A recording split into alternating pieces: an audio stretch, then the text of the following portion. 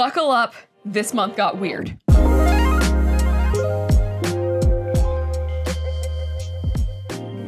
Hey guys, welcome back. Let's do an April wrap up. So for this video, I will tell you what I read this month that was good, what I read was bad, and then we'll go through my May TBR and then new releases to be aware of for the month of May. Okay, before we get into the books I actually finished, I want to touch base on All Roads Lead Me Back to You. This was my little cowboy book that I talked about last video that I was looking forward to because I'm trying to, because cowboys are my new thing. How far did I even get? I got to chapter 3, page 56. This book was taking itself way too seriously. It was not the slutty, fun read that I wanted. It was just way too, like, trying to be serious. And I like my romances to be fun and silly and slutty. So, didn't finish this one. What I did finish, which kind of itched that fun or romance craving that I was having. So My Killer Vacation, this was the winner of my little like reading roulette with my little guy here. So going into it initially, I was a little hesitant because I haven't loved Tessa Bailey books in the past, and I was nervous with this one. So the plot was ridiculous. It's about Taylor, who is on vacation with her brother, and they find a dead body in their vacation rental. The sister of this murdered man hires our main male love interest, Miles. He is a past cop who is currently working as a bounty hunter. She hires him to investigate the murder. Taylor, our lady, also inserts herself into the investigation, and she and Miles can't resist each other. Again, it was a bad plot, and the crime investigation was so incredibly inaccurate, like it kind of hurt. But on the other hand, the smut in this book was fantastic. This is definitely a new guilty pleasure book for me. I would never say that this was a good book, but I loved it. So it had the grumpy sunshine trope. It was probably like a spicy level 4 out of 5. It was open door and XSplit, and it had plenty of spicy scenes, but at the same time, they weren't in like every chapter, you know? From going into this one, I knew with past Tessa Bailey books that like, you kind of have to turn your brain off a little bit because like the plots and everything are just so like, what? You just have to like sit back and just enjoy the banter and enjoy the smut. And that's what I did with this one. And I loved it. And it ended up being a 5-star read. Shockingly. A book that was not a 5-star read. The Only Survivors. This was the poll winner for my April Book of the Month pick. I do have a spoiler talk on this book. I will link it down below. Also, if you want to subscribe to the channel, I do Book of the Month spoiler talks based off of books that you guys vote on. So if you want to subscribe and be a part of that into the future, I would appreciate it. So this story is a thriller, and it's based on a group of people who 10 years previously, during their senior year of high school, they survived this tragic accident when they were on a school trip. Now that they're adults, they get together every year for one full week to commemorate this tragedy. And of course, like true thriller fashion, they all have secrets, all of the characters do, and we all learn their dirty, dark secrets and like the truth about what happened during this accident throughout the book. My basic thoughts on this one though was that it was okay. Like there were things that I felt like were left unresolved, and the ending just was not satisfying to me. The majority of it also was just like this major slow burn, and that just kind of left me bored. I also felt like there were too many main characters, and that caused me not to latch onto any of them. So throughout the entire book, basically, I just didn't care what happened. Ooh, okay. So the next one is an ebook that I got through Libby.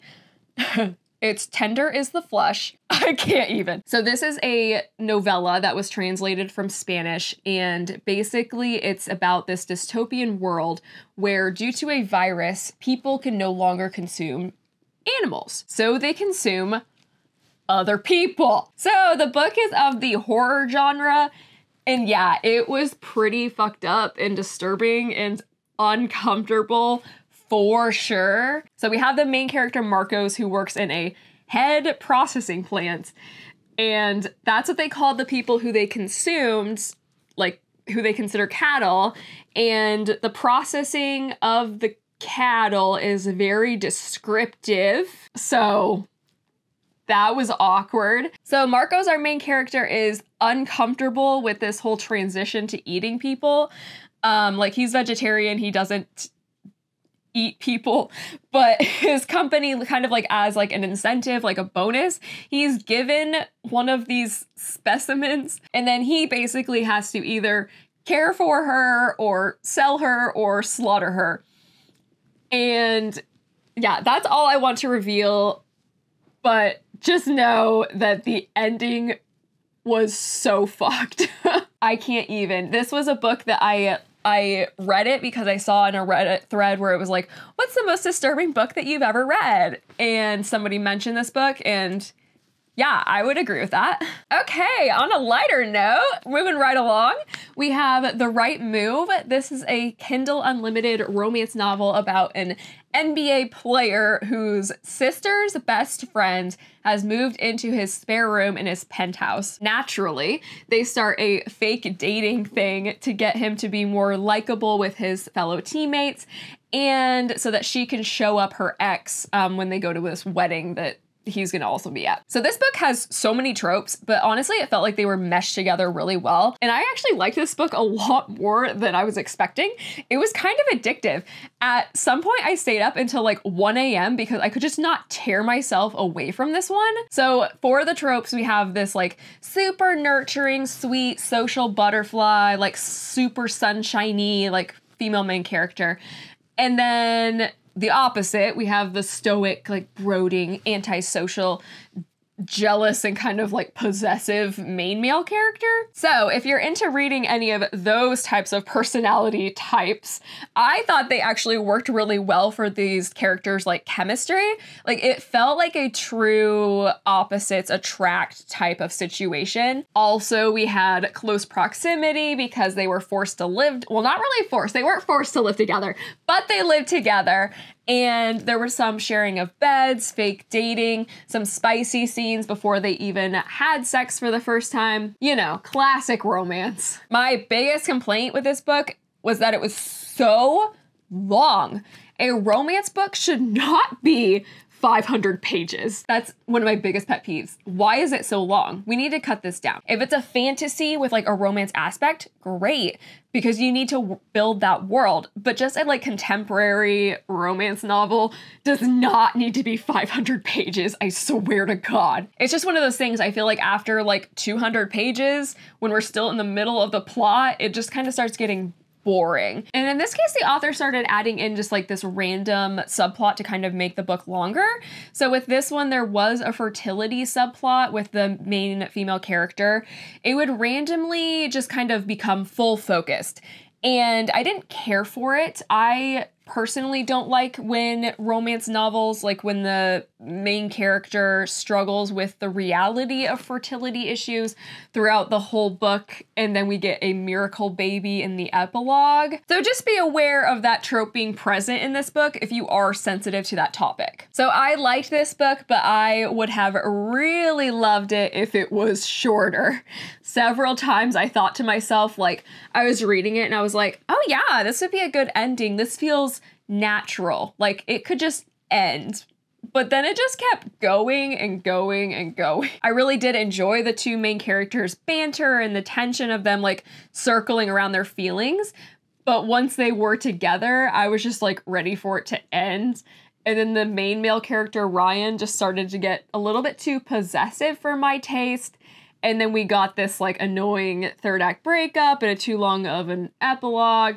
It kind of fell apart at the end. But overall, this was a spicy level, like 3.5 probably out of 5. It was open door and it split, and it was also kind of like a slow burn, but there was a lot more going on in the plot than the spicy scenes, but I felt like the spice was really well placed throughout the story. Okay, this is a Kindle Unlimited romance novel that I liked so much that I purchased it.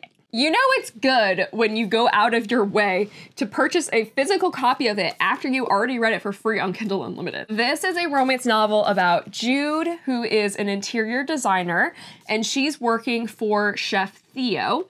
She is designing his new restaurant that he's opening. So this is a dual point of view book. And then for the tropes, we have this like one-sided enemies to friends and then friends to lovers. And then also grumpy sunshine, forced proximity, a super pining main male character who falls first, and then the female main character who has this hard time opening up emotionally. Now, I say one-sided enemies to friends because the main character, Jude, thinks they're enemies, but thanks to the dual point of view, we learn pretty much immediately that Theo has been pining after Jude for years. And I thought the chemistry between Jude and Theo was fabulous. They had great banter, and the big focus in their relationship was that they just like ribbed at each other and like played with each other. The book was just so funny and such a delight to read, and it was also swoony. And I love a main male character who is vulnerable and also a little bit shy and like mushy around the female main character. And that's what Theo was. And he was just adorable and I could just eat him up. So I would say this is like a spicy level, like 3.5. There was sexual tension very quickly, but I felt like it took them forever to actually fully have sex. It was a good slow burn though, like there was enough teasing spicy scenes to hold you over until the grand finale. It is crazy to me. So at the very end of this book, there was this note from the author saying that she almost didn't release this book. And then she decided like, oh, what the hell, I'll self-publish. I'm really happy that she published this because it's like, it's crazy to think that she could have just kept this to herself on her laptop instead of publishing it. And so that's what made me be like, I have to buy this because like, I want to show support. I love indie authors. I feel like I found like this hidden gem. So I would love if you guys would show support to this author, Ellie K. Wilde. Check this book out. I really loved it and I really recommend it. I hope you guys love it too. Womp womp. I feel like I'm going from like the high of this one being like, this is a great author. I found a hidden gem. You guys need to check her out. To now I'm like, this book that Owlcrate put out, I'm like, this book kind of sucked. So this was a time loop book from Owlcrate's March box. This book centers on Anais, who is at her kingdom's anniversary ball. At midnight, the ball gets bombed and attacked, and she dies, and then she wakes up the next afternoon, and she's in this time loop, and it starts over and over and over again. So she has to find a way to save the day. Now, I thought the plot would be fun with it being like this whole like Groundhog Day theme, but I should have seen it coming that it would get repetitive and boring. I don't know why I didn't think it would. But now I'm like kicking myself because like we were just doing the same thing every single chapter with just slightly different outcomes.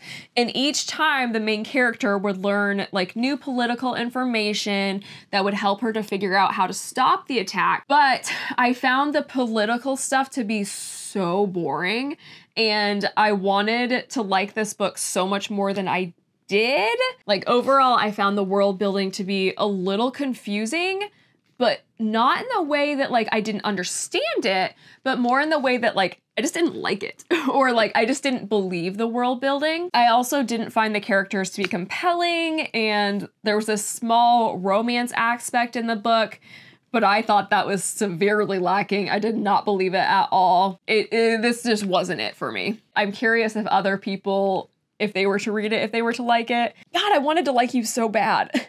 All right, so now is when my month started to get a little bit weird. So the last like handful of days in April and kind of a little bit still right now. So if I'm a little loopy, it's because I'm recovering from COVID. So when I wasn't working from home, I was constantly reading because it's all I had the energy to do. So the first thing that I'm just like laying in bed reading on my Kindle was this 3-book series that's available on Kindle Unlimited. It's like a paranormal romance, and it's the Tooth and Claw series. And to me, it felt like straight up like Twilight fan fiction shit. And in my COVID delirium, I ate it up. So the first was Cold-Blooded. This was a wolf shifter romance book, and it made my Jacob Black loving heart so happy. There's something about a wolf shifter that apparently I'm into. So in this one, the main character, Grace, moves to Alaska to have a fresh start, and she is the small town's new English teacher. The locals are all very nice to her, but there's something that's a little bit off about them, and because of this, she feels like a bit of an outsider. Then we have Caleb, our main male love interest, and he's all brooding and hairy, but in a sexy way. And Grace doesn't think he likes her, but obviously he's the love interest, so we all know where that's going to lead. If I could change anything about this book, it would be making it a little bit longer and adding in Caleb's point of view. Usually the brooding, distant main male character is like lovable to the reader because we have his point of view, so you can understand like why he's so distant or whatever. But with this one, I was missing that. I feel like I just needed a little bit more from the book to I needed to be inside his head to really see like what was going on. But it ended up being a happy ending, so it works out. Spice level wise, it was a classic 3 out of 5.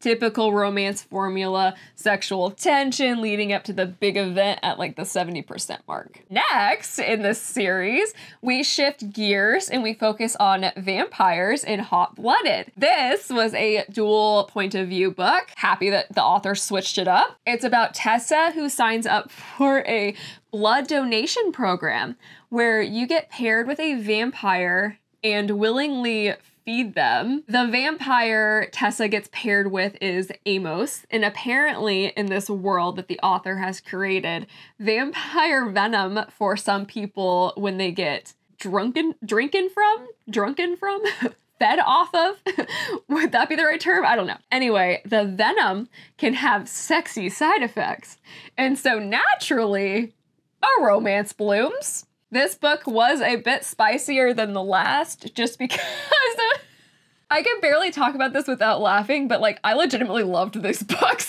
I had the best time reading them. But in this one, the vampire main male character was this like cinnamon rolly and like sweet guy. The only downside of this book for me was the female main character's annoying, toxic mother and family members. They were distracting from the romance, and if they were gone, then I would have loved this way more. Okay, last one of this series is Once Bitten. This one really leans into the world building that was established in the first 2 books. And before you ask, yes, there actually was some really good world building in this series, not gonna lie. So in this one, we have wolf shifter Max, who was originally a side character in the first book, and his love interest, Jules. This couple was actually my favorite to read about. They had a bit of like this like friends to lovers thing going on. That's all I'm going to say about this one, because partway through the book, things happened that I was super not expecting. And if you're interested in reading this series, I don't want to ruin it for you. So I'm not going to say anything, because when I was reading it, I was like, what? So no spoilers, but you know, I really enjoyed myself. And there's a 4th one in this series that's coming out. I think it's expected for like December, but I don't know if that's like a real date or not. But like the 3rd one ended on a cliffhanger, and I'm like, I need this. I need more of this this series, please. So moving on, after stuffing my brain with wolf shifters and vampires, I needed a bit of a palate cleanser. So that led me to reading some thrillers. So the first is Survive the Night. This is my first Riley Sager book, actually. And the sad rating on Goodreads had me really worried about whether or not I would like it, but I actually really liked the premise. So in this one, Charlie's best friend has been murdered by a serial killer, and Charlie decides that she wants to leave college and go back home. So she catches a ride with some guy and she has to survive the night. So this was such an easy read. I actually ended up liking it way more than I expected to. The vast majority of the book was spent with the characters driving in the car, but shockingly, somehow I wasn't bored at all. I will admit that some of the plot I did not like, especially towards the end. There were some things that I just felt like were so stupid. And overall, I found the main character to be very taxing, but at the same time, it was a great palate cleanser from, you know, all of the wolf shifters and vampires that I had read about. So I actually had a lot of fun reading it. I actually think I don't remember what I rated it, but I rated it higher than I expected to. Okay, and the last one, another thriller. I enjoyed Survive the Night so much that I was like, I want another thriller. So this is one that's been sitting on my shelf for a while. It's The Wife Stalker. So this one is about a woman named Joanna, and she becomes super concerned and jealous when the other character, Piper, steals her man, Leo. Piper has a bit of a questionable past, and Joanna becomes obsessed with wanting to save Leo and the kids. The majority of this one was just okay. It was a bit boring. It was just kind of like day-to-day life, but the book was paced weirdly quick. But at the same time, nothing really happened that was crazy or that like shocked me at all. But then it's weird because I loved the ending / like the twist that happened. But up until the last like 15 pages, the rest of the book was paced just so boringly. But I kept thinking about the twist for like days afterwards. So I'm like, that like bumped it up for me. But like, I don't know, it's worth reading. But at the same time, like, the whole thing didn't blow me away, but I loved the ending. So that's it for the April books that I read. So now let's kind of shift into TBR for May. Of course, I'm going to read the book of the month book that you guys pick for me for May. As of right now when I'm filming this, the book of the month books for May have not dropped. I cannot believe that they're waiting until the first of the month to drop the books this month. Terrible. So to be determined on what that's going to be. By the time this gets posted, we will have our winner. But right now, it's a mystery. Okay, my other goal that I've been talking about for months is the fact that I want to read one memoir or nonfiction book a month. I'm not doing great on my goal. Last month I started I'd Like to Play Alone, Please. So since it's written in the form of essays, I didn't finish the full thing. Because I feel like it's best read in small doses. So this one's going to also transition over to May, and I'll be continuing on with this one. And of course, my other goal for the year is to work through my physical TBR shelf. So we have TBR Roulette, of course. I'm very excited to see what the Magic Head gives us this month. Like I said, last month, My Killer Vacation was a fun ride. So I'm very excited to see what we have in here this month. I also added in all of the books from my book sale that I went to last week or a couple weeks ago. So I'm curious to see if we get any like of those that were on that from that video. Okay, please be good. Please be good. Okay, this is an old sticky note, so it's not one of my new books. It's actually funny that this comes up because when I was in my like COVID delirium, like wanting to find a thriller, I almost picked this one up. So this was a book of the month. I got this from like a thrift store, I think. It was a June 2021 book of the month pick. It's like a psychological thriller, kind of like a dark academia type book. I feel like Goodreads ratings are very mixed on this one, so I'm very curious to see if I like it or not. So yeah, stay tuned for my review on that one. Okay, also books that I know I'm reading this month that I physically have. Okay, so remember earlier I mentioned Ellie K. Wilde, the author from Kindle Unlimited, that I bought her book that I really liked. So this is the second book in that like kind of series. So the No Judgment Zone, I just went ahead and bought both of her books that she's released. So the main character in this one was a side character from the first one. And this one is about like they're like both players, and then they end up like becoming roommates and shenanigans ensue. I'm really excited to read this one and see if it's as good as the first. And then of course, In the Lives of Puppets came out on 4/25, so I have that one, and then I also have Happy Place, and I have that from a book subscription box. So I think I have videos planned for both of these books, so stay tuned for that. I have not started reading In the Lives of Puppets yet, but I loved TJ Klune's other previous books. This one, Happy Place, I'm probably like halfway through at this point. I've started filming my other video for it. I had to take a little bit of a break because this one is like breaking me. It's so good. I feel so emotional reading it. It's really like gutting me, but it's so good. So, but you'll see what I had to say about that one in the video that I'm releasing soon. Okay, so now we also have noteworthy new releases that are coming out in May. We have Yellowface by R.F. Kong, The True Love Experiment by Christina Lauren, Practice Makes Perfect by Sarah Adams, Meet Me at the Lake by Carly Fortune, Atlanta by Jennifer Saint, The Senator's Wife by Liv Constantine, and Fourth Wing by Rebecca Yaros. So thanks so much for spending your time with me today. I hope you find some awesome things to read in May. Don't forget to like, comment, and subscribe, and we'll see you in the next video. Bye!